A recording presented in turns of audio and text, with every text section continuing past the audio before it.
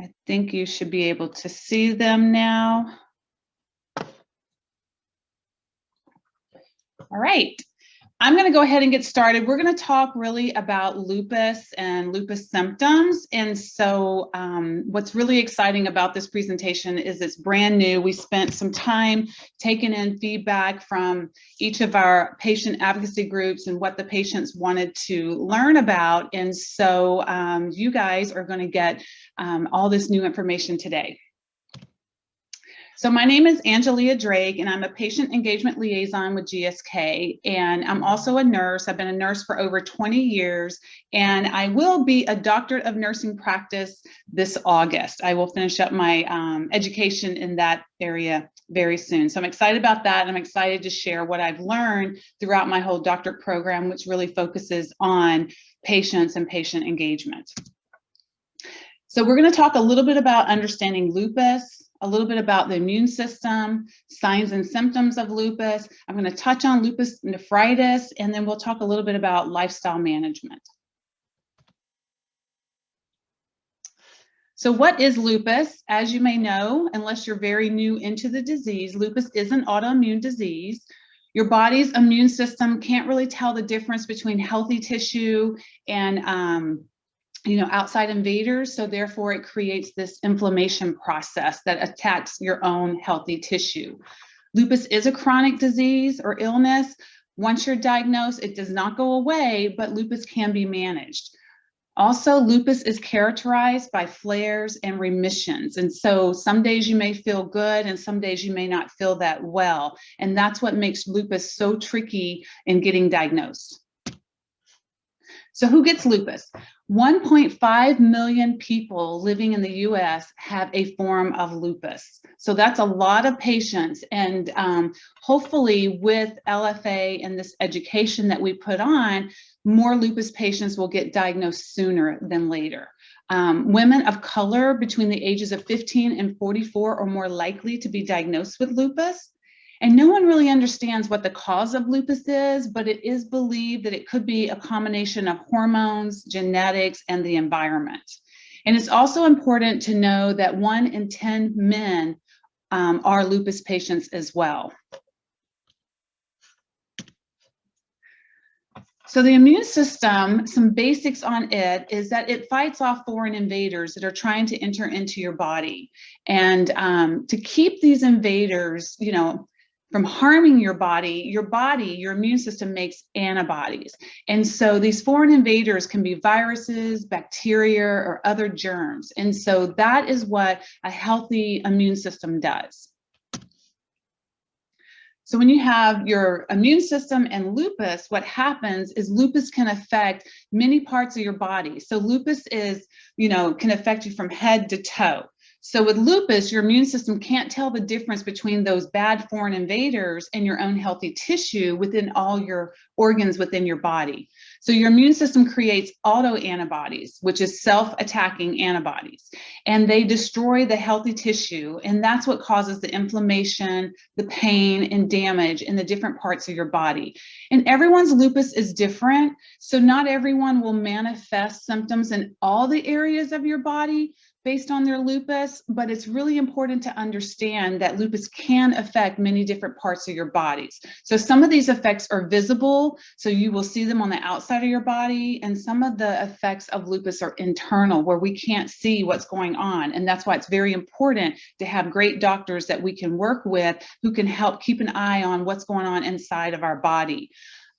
So lupus can affect your brain, your eyes, your mouth, your nose, your skin, your heart, your lungs, your kidneys. Your kidneys is one of the organs that lupus really seems to like. So it's really important to make sure that you're keeping an eye on your internal organs, as well as lupus can affect your muscles, your joints, and your bones. And these are just the main common parts of your body that lupus affects. There could be other parts that we're not covering today, but again, it's really important to have a great doctor and build relationships with those doctors so that you can really make sure that your lupus is being observed and managed well with your help.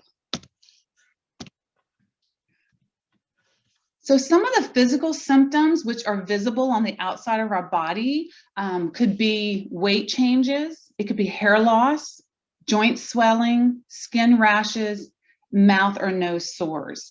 And again, everyone's lupus is different. We like to call lupus a fingerprint disease because everyone has a different fingerprint. Well, that's the same with lupus. So everyone responds to lupus differently, and everyone is diagnosed with the different symptoms. Not everyone will have perhaps all the symptoms of lupus. I'm a lupus patient, and my biggest symptoms are like my joint swelling, my pain, and my fatigue and hair loss. So other people may have, the rashes on their face or on their body, or you may have mouth or nose sores.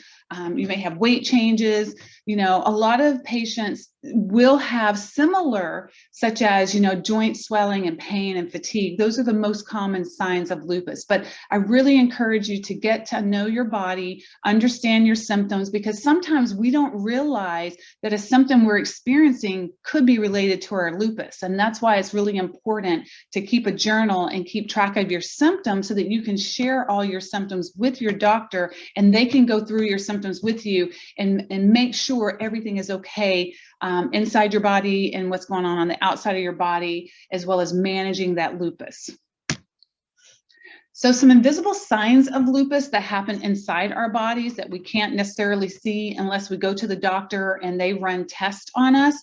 But there could be organ damage. So inflammation in the kidneys can cause blood and or protein in our urine. Also, inflammation in the heart or lungs can cause chest pain. So what happens is the lining around your heart, in between your heart and the lining, it gets inflamed, and you might feel chest pains or you might feel short of breath. And so these are signs and symptoms of something going on internally with us. And that's why it's really important to keep our doctor's appointments and build that relationship with our doctors so that we can take care and take ownership of our own health and work with our physicians to manage our lupus.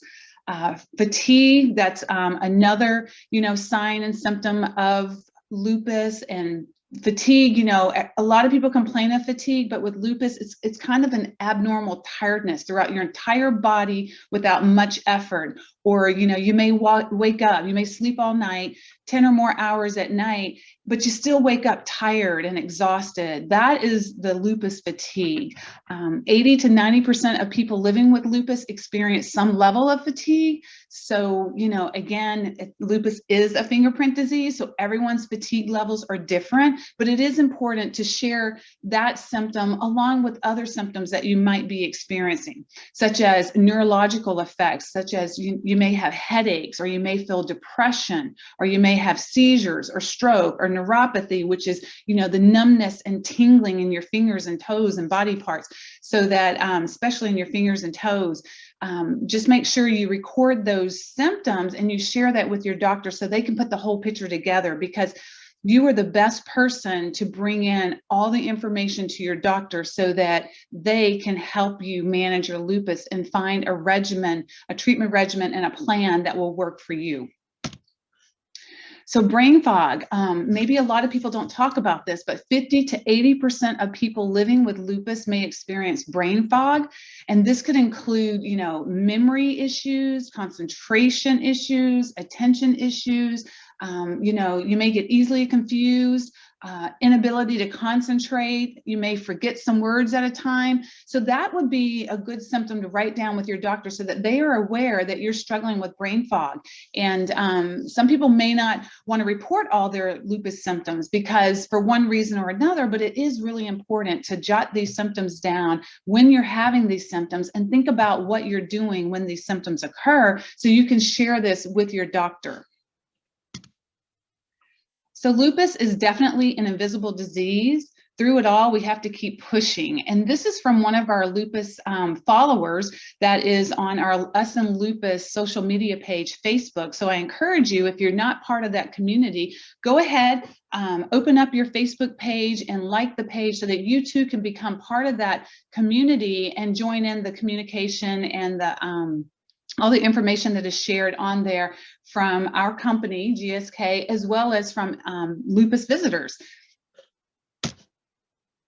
So what signs and symptoms of lupus have you experienced? And I am always curious to understand what signs and symptoms led to your lupus diagnosis? What signs and symptoms do you experience most often? So go ahead and drop that in the chat box. I'd love to see it towards the end of the presentation so that we can all learn from each other on what symptoms really led to our diagnosis. And also drop in there how long it's been since you've been diagnosed.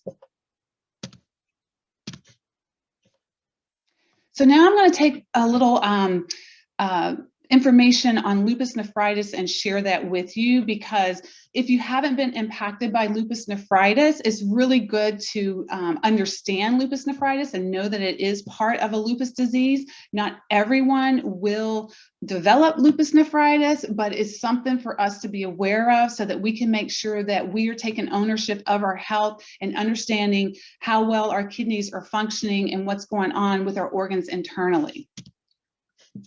So what is lupus nephritis? So this is a kidney disease caused by lupus.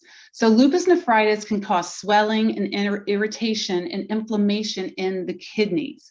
And when that occurs, what happens is you start losing some of your kidney function, some of the kidney's ability. So approximately 35% of newly diagnosed adult lupus patients can have clinical signs of kidney involvement.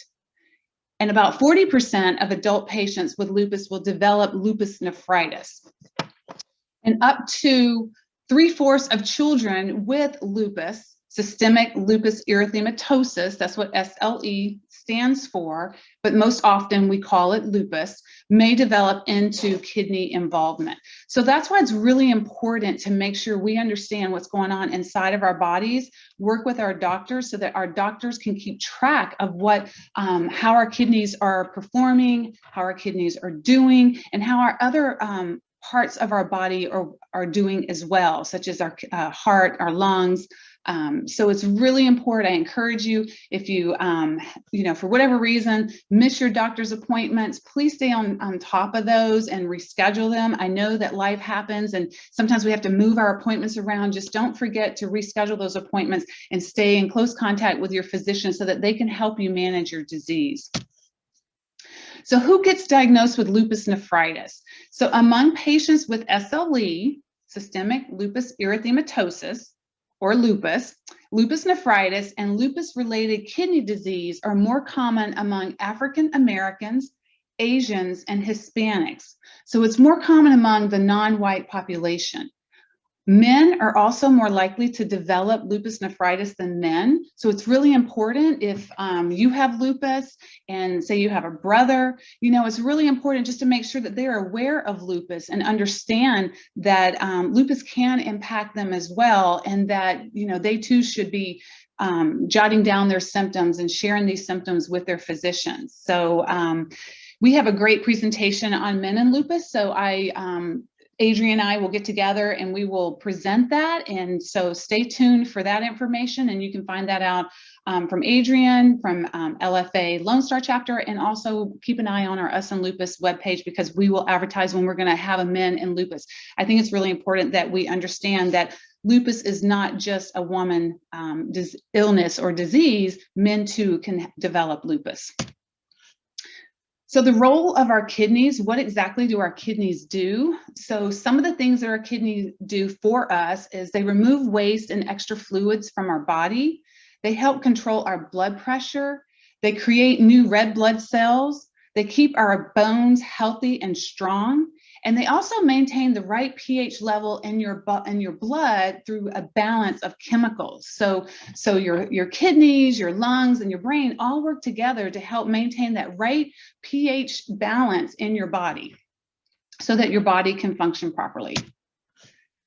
So what happens to the kidneys in lupus nephritis? So when all the inflammation starts occurring in your body because of, remember we spoke earlier about how your body creates these autoantibodies and then it starts attacking itself. So that inflammation starts to destroy your healthy tissues, right? And what happens is you get scarring in your kidneys. And then what happens from that is then your kidneys aren't functioning as they should. And so some of the signs and symptoms to look out for on lupus nephritis is, check out the swelling. If you have swelling in your feet, you have them in your ankles, your legs, your hands, or in your eyes, you might get puffiness around your eyes. These are signs and symptoms to write down in your journal and share it with your physician so that they too can understand how your lupus is impacting you. Also, you may develop high blood pressure. You may develop blood in your urine. So your urine, if you notice, it might start becoming, say like a dark color, a dark brown or a dark, kind of orangey color. You may develop foam or froth in your urine. So a bunch of tiny, tiny bubbles that look like foam and frothy urine. And you also may have an increased need for urination, and especially at night. So these are symptoms to be on the outlook, to look out for, and also to share with your physician so that they can make sure that they can, start managing you and taking care of your kidneys should your kidneys start becoming involved.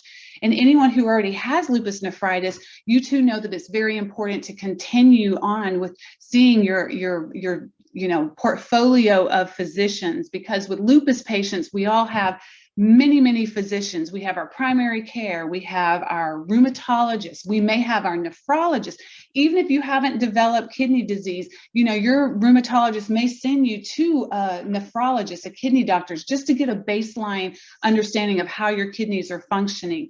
But it's very, very important to go and keep your regular doctor's appointments so they can keep doing these urinalysis and also your blood tests each time you go to the doctor.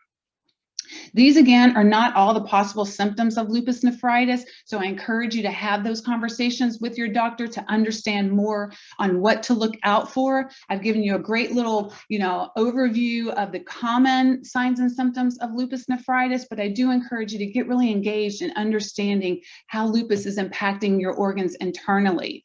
So, and if you're newly diagnosed, maybe you haven't developed any other symptoms other than maybe, joint pain and fatigue and maybe some skin rashes. But I do encourage all of us to learn as much as we can about all the different ways lupus can impact us individually, because lupus is a fingerprint disease again. So everyone, lupus is different, and also everyone's treatment plan is different because the doctors and you would set up a treatment plan that works best for you. So these are classes of lupus nephritis. So this is the way how, once your doctor realizes you have some kidney involvement, they classify it as class 1, class 2, class 3, class 4, class 5, or class 6. And as you can see on the scale here, class 1 and 2 are less severe. So it's, okay, there's a little bit of involvement. We really need to keep an eye on this. But class 3, 4, 5, and 6 is when lupus nephritis gets much more severe. So, so I really want you to understand this is how the doctors classify it. And when you start having conversations with your doctor, you can ask them about, is there any involvement with my kidneys, with my lupus? And if there is involvement, what class or what stage am I at? Also, these classes are based on kidney biopsies. So, they wouldn't do a kidney biopsy unless they felt like your lupus has really progressed and they're seeing other signs in your urine and in your blood. But it's still a good time to, when you go into your doctor's office, have those conversations and make sure that you are owning your health and you are understanding how lupus is impacting you. Also talk to your doctor to understand more about, again, these classes, and if you need a kidney biopsy procedure. They're not going to do that unless you really need it or they really suspect that you have lupus nephritis. But this is a conversation that I have with my doctor each time I go in and I talk with my doctor about how my lupus is impacting me. And I also share with my doctor anytime that I've had to go to the ER for any reason, or if I had, days where I was just so fatigued, I was, laying on the couch or laying in bed for a couple of days. A lot of times we get past our lupus flare and we forget to mention to our doctor by the time we see our rheumatologist. And I don't know if you're like me or not, but every time I go to see my rheumatologist, I feel the best I've ever felt. And so I too have to sit down and think back, at least 10 days before my doctor's appointment, and think back of how lupus has been impacting me. Because otherwise, if I go in and see my rheumatologist and I'm feeling great that day, I'm going to tell my rheumatologist I've been feeling great. I'm fine, because sometimes I forget what to say in the doctor's office because we get so busy talking about other things. And I'm really not, when I show up in my doctor's office, I'm really not really taking control of my own health. So the best way that I have found for me, and I educate a lot of patients to do this, is get a calendar and mark on the calendar each day how you're feeling. Put a check mark that you feel great that day, you're not experiencing any lupus symptoms. And then on the days that you may be experiencing lupus symptoms, put an X mark on that day and just make a little note of what symptom you're experiencing or what symptom did you see. Just make sure that you're able to go into your doctor's office and share how lupus has been impacting you since your last visit with your doctor. So know the facts about lupus, understand how lupus impacts you, take ownership of your lupus lifestyle, also take ownership of your lupus health. Untreated lupus nephritis can lead to scarring in the kidneys, and that scarring can cause very serious damage. Approximately 20% of patients with lupus nephritis will progress to dialysis treatment or on to kidney transplant within 10 years of diagnosis. So that's why it's very important for us all to stay on top of our lupus.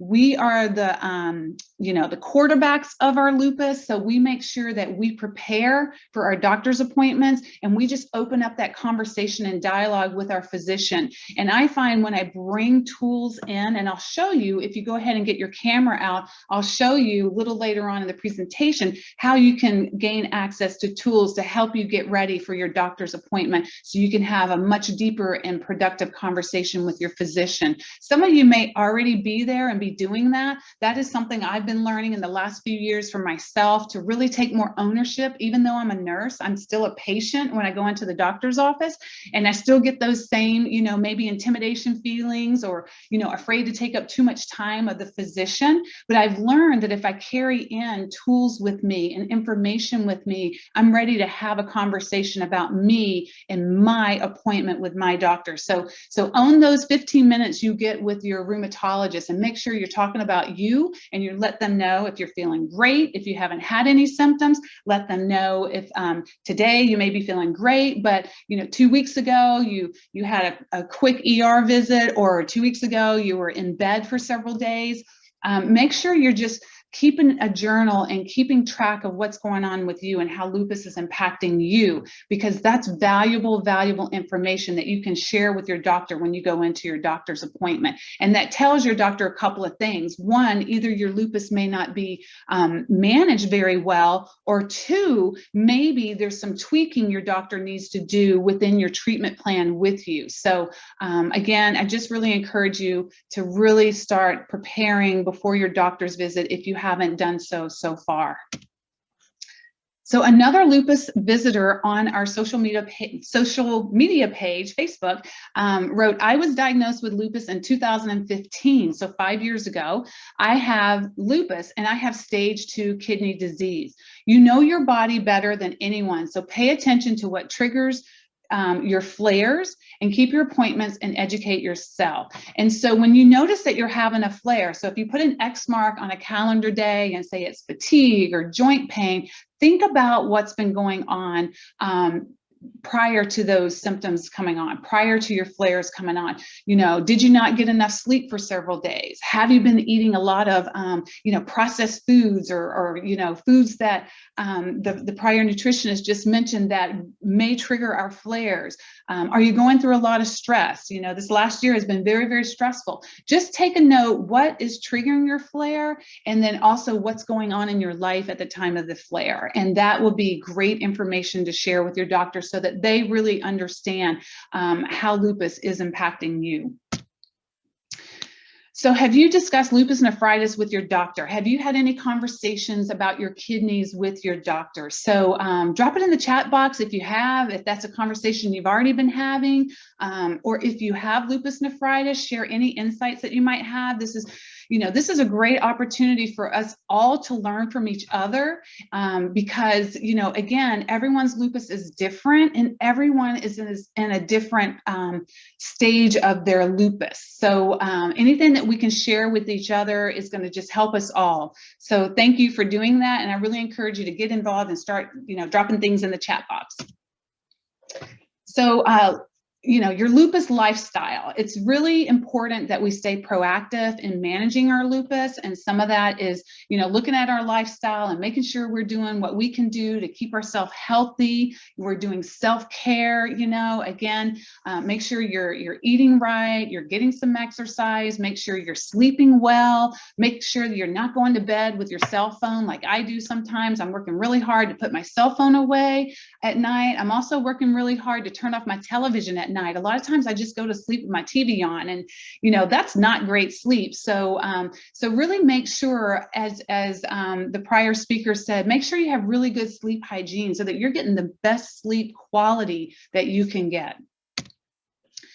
So what are some ways to manage lupus as part of your daily life? So I already spoke a lot about this, about monitoring your symptoms. Keep monitoring your symptoms. And if you feel like your doctor's not listening, you make sure you empower yourself that those 15 minutes with your doctor is about you. Make sure that if your doctor doesn't want to seem like they don't want to hear your symptoms, just let them know this is what you want to talk about. This is how your lupus is impacting you. This is what I need to share with you, doctor. So just ask them, say, hey, I need a couple more minutes. I need you to understand that these are my symptoms. These are the things I'm struggling with, and this is how it's impacting my life. I'm not able to do social events. I find myself, just coming home at the end of the day and collapsing and not moving. So make sure you share that information with your doctor. Get the right nutrition. We just got a great education from the speaker before me. I learned so much on there about, making sure that I eat better, drinking more teas. I mean, everything that she mentioned on there, smoothies, make sure I don't put dairy in my smoothies. I mean, there's so much I can learn from that information. And I'm sure that you guys got great nuggets from that too. So get the right nutrition. Take time to reflect. Take time to do some self-care. Sometimes we just have to slow ourselves down and just take, maybe 15, 20 minutes in our day somewhere to just really focus on us. Make sure you're communicating openly with your physician and all your healthcare providers. Again, with lupus patients, we have so many specialists and healthcare providers helping us manage our lupus. So again, all the more reason why to track your symptoms, keep a journal so that you can communicate with each of your healthcare providers with what is going on with your lupus and how your lupus is impacting you and your daily life. Make sure you're getting your tests and your treatments. So therefore, make sure you're going to your doctor's appointments. I know life happens. Just make sure we reschedule those appointments if we're not going to be able to make them, and just make sure that we make those appointments so that we can get the best care that we can to manage our lupus. Again, talk to all your specialists, and remember, each specialist usually has nurses. So nurses are your best advocates in the office. So if you're struggling with something, don't hesitate to reach out to your nurse as well. And just always stay informed. Always come to these educational events. Adrian at LFA Lone Star puts on multiple events throughout the year, and I'm so honored and fortunate that I get to come and join you and share education with you, because it is my passion to really help patients the best I can as a nurse. I've always wanted to help patients, and if any information that I can share with you or tools I can share with you, I want to do that so that you can have the best appointments with your physicians each time you visit with them, because we today have to own our healthcare, and I want to help you do that. So again, monitor your symptoms. I'm always going to say that. Remember, every symptom matters, so you know which symptoms make you feel a certain way with lupus. You know what's impacting you.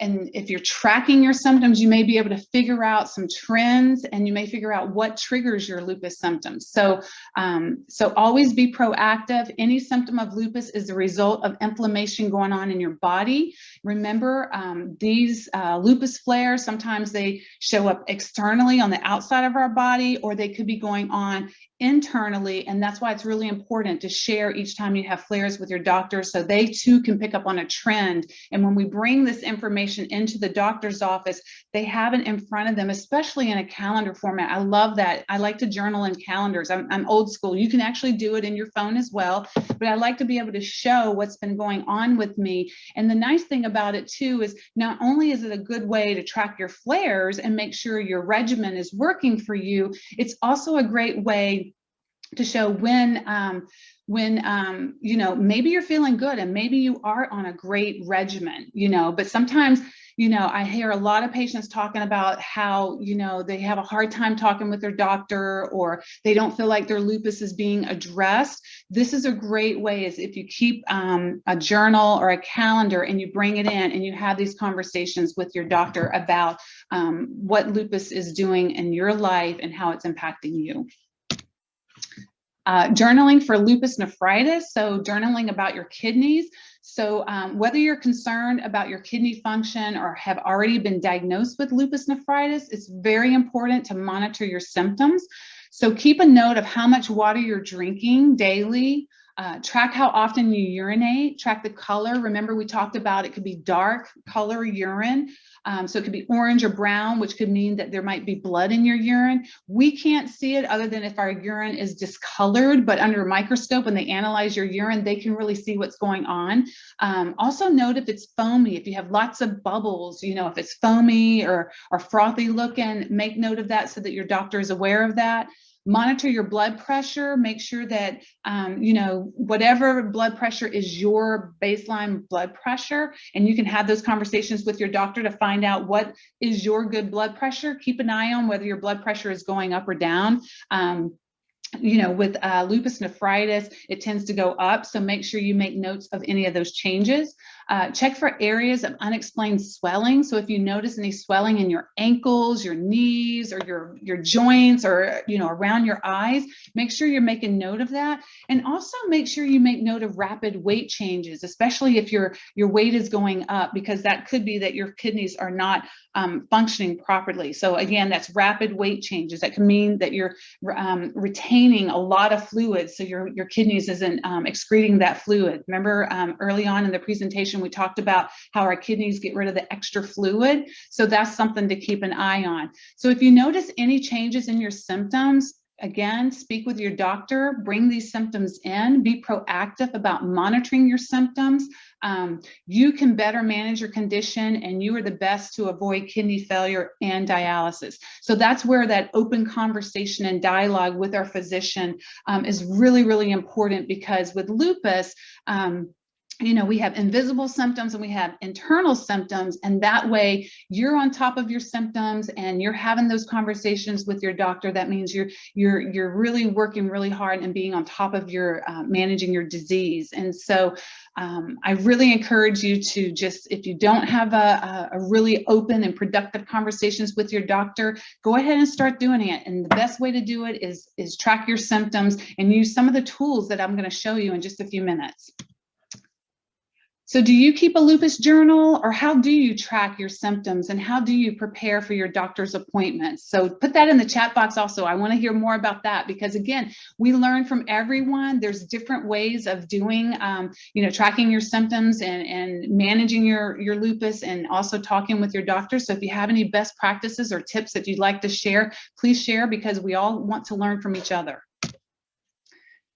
So again, keep a log of your symptoms, watch what you eat and drink, when there is a symptom, be sure to log what you've eaten so that you can track that flare. That's really important, because if you are tracking your symptoms and you are tracking your flares and you see what you've eaten or what's been going on in your life at that point, when you look back, you know, a month or 2 months or 3 months, however long it is between your doctor's appointments, you may start seeing a trend and you may identify something new that you didn't even realize at the time, right? So we're all learning about ourselves, we're learning about our lupus, and we really want to keep an eye on and make sure that our lupus disease process doesn't progress. So take some time for you, again, reflect on your experience, and some good things that you can write down in your journal is, how is lupus impacting my daily life? Is it impacting my ability to do family things, my chores? Is it impacting my ability to get up and go to work? How is lupus impacting the lives of your loved ones? You know, are your family's members not able to do a lot with you because, you know, you're suffering from a lot of fatigue or joint pain? What areas of your body concern you the most? Do you have any concerns about organ complications? These are great things to put in a journal, and also these are great things to prompt you to think of questions that you may want to ask your doctor. And that's another thing, not only track your symptoms, but write questions down in your journal so that you can ask those questions during your doctor's appointment.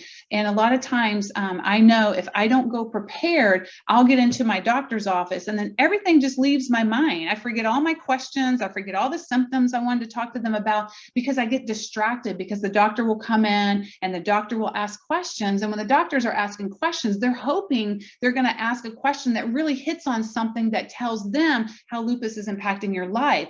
And so what I am learning myself in the last few years, as well as I try to teach patients, is bring that information in so we can make sure that that doctor understands how lupus is impacting you. You know, is your lupus managed or is your lupus not managed? Maybe you need to have some tweaks in the plan that you and your doctor have developed for you. If there's a plan, a treatment plan or a regimen that your doctor and you had agreed to, make sure you don't ever just stop that. Make sure that when you go back into your doctor's office, you have conversations with them and let them know if that treatment plan is not working for you. So again, communicate openly with your healthcare team. If you're concerned about lupus affecting your kidneys, ask your doctors questions about your kidneys. Ask them how my kidney health is. Ask them what your urine results and blood results say, what that means. Ask them, can you change your diet to help your kidney function? What steps can you take to monitor your kidney function? Again, monitoring our kidneys is another way that we keep track of our kidney health, as well as monitoring everything else that's going on with our lupus internally and externally that you notice. So stay up to date on tests. Ask your healthcare team to recommend what tests you need throughout your life. Ask them what it means. Why are you doing these tests? Do a urine test to check for your proteins in your urine. They'll draw blood to check kidney function. And if you need it, if they think you need a kidney biopsy, they'll do that to check for any scarring or inflammation in your kidneys. So these are typical routine tests that the doctors may, order for you. But again, try to understand what the results are on each of those tests so that you are fully aware of how lupus is impacting your body. Connect with your specialist. Your doctor may refer you to other specialists. So some of you, like me, may have multiple doctors. You know, you have a doctor portfolio of someone who's taking care of the different parts of your body. And so that's what specialists are. They're specialized in the special areas, such as a dermatologist, as we know, is specialized in skin. So if you're having rashes, you know, that's part of your lupus, there might be a dermatologist involved in your care to help manage those rashes along with your rheumatologist. You may have a cardiologist if you're having fluid and retention around your heart. You may have a nephrologist. Again, that's a kidney doctor who may be monitoring and managing your kidneys with your rheumatologist. The rheumatologist is part of your lupus care. So they are the ones that typically diagnose everyone. And your rheumatologists are with you for life. And so are some of these other specialists. So make sure you have a doctor that you can really communicate with, because these doctors are going to be with us for the rest of our life. So again, Some of you may not have all these doctors, but some of you do. So I really encourage you to stay on top of all your appointments with all your different specialists. Also, you may also be seeing like an ophthalmologist for your eyes as well. So I just encourage you, if you haven't done that, keep a list of all your doctors and a list of the phone numbers, and keep a list of all your medications that you're on and how often you take your medications and when you take, how much you take, so that you can share this information with all these specialists, because it gets a little overwhelming sometimes if we're trying to think off the top of our minds. So if you aren't tracking all your medications and you don't have a list of all your doctors, it's a really good idea to go ahead and get those lists together so that you can share that with each of your doctors, and that will help coordinate some of your care. But you are the key person, the key quarterback in coordinating and owning your health care. So I really hope to empower you and help you any way that we can so that you feel more comfortable talking with each of your doctors. Get on the right treatment. So make sure you talk to your doctor and have conversations about the medications that you're on. Some may be on anti-inflammatories or corticosteroids or immunomodulators, immunosuppressants, diuretics, antimalarials, some heart medications such as ACE inhibitors, beta blockers. These are conversations to have with your doctor and to make sure that your lupus is being managed the best that it can be managed. So again, stay informed. Go to lupus.org, go to rheumatology.org, kidney.org. Those are great resources, as well as LFA, the national chapter, and LFA, the Lone Star chapter. Everyone's putting out information about lupus as a whole and all the different ways lupus impacts people's lives. They share all the research that's going on. They share all the great things and education that's happening in the lupus world. Also go to usandlupus.com. Again, keep your phone handy. I'll show you a QR code where you can go ahead and open up that website and register for our free resources, which is a tool that can help you track your symptoms and a tool that can help you track the impact that lupus is having on your life. And those two tools, to me, plus a journal, however you want to do it, are the greatest tools to help me manage my lupus, and I hope it can help you manage your lupus as well. So these are the QR codes. Each of these QR codes take you to a specific section on our usandlupus.com website. So I encourage you to bookmark this website so that you can often go back and review the information that is on our usandlupus.com.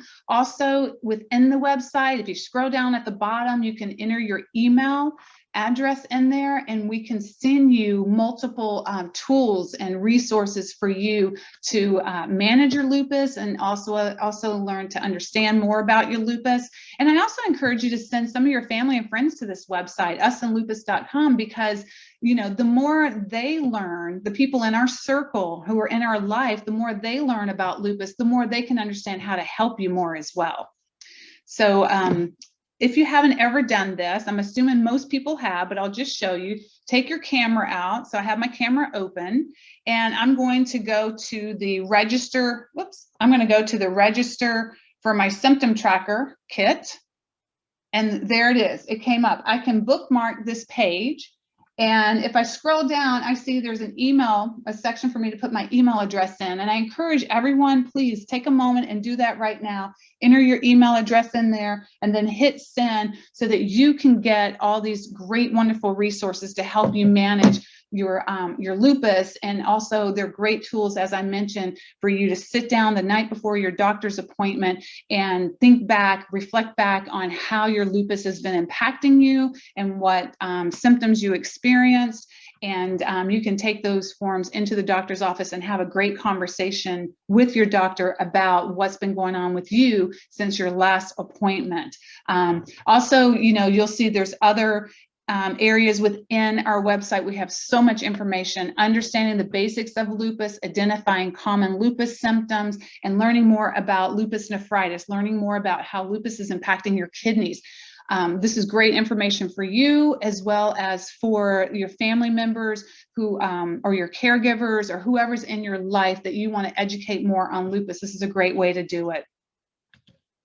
And now I want to thank you all for being here, for letting me help you any way that I can. And I just ask that you stay tuned for upcoming presentations and educations that Adrian is putting on, and I hope to be part of it for you, because I really am honored and really appreciate being able to come on here and help as much as I can. Thank you. Yes, thank you, Angelia, for that great presentation. We did have a few questions that popped up. If anyone else has questions, you can put them in the chat box, or you can unmute yourself and ask.